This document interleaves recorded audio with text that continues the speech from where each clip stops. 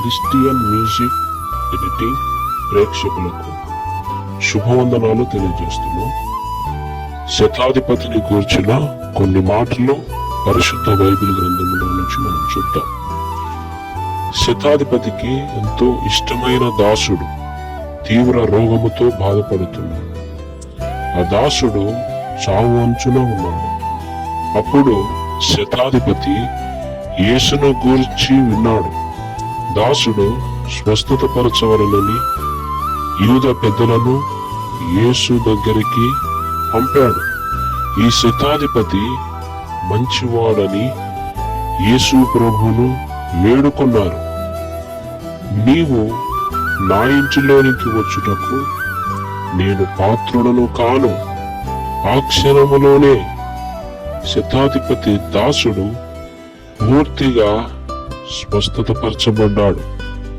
ప్రభు అంటున్నాడు, ఇశ్రాయేలులో ఇంత గొప్ప విశ్వాసము నేను చూడలేదు. ఆ క్షణంలోనే స్వస్థత పొందాడు. పంపబడిన వారు ఇంటికి తిరిగి వచ్చి ఆ దాసుడు స్వస్థతపరచడం, ప్రభు చేసిన గొప్ప కార్యాన్ని వారు కనులార చూశారు. మనము కూడా శతాధిపతి వలె విశ్వాసముతో ఉండాలి.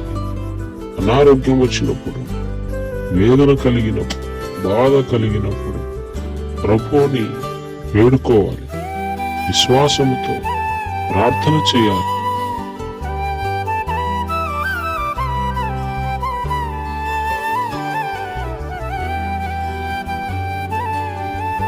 విశ్వాస సహితమైన ప్రార్థన ఎటువంటి రోగినైనా బాగు చేయదు. ప్రభు అతన్ని స్వస్థతపరచును. విశ్వాసముతో ముందుకు వెళదాం, సాగిపోదాం. అట్టి కృప ప్రభు మనందరికీ దయచేయును గాక.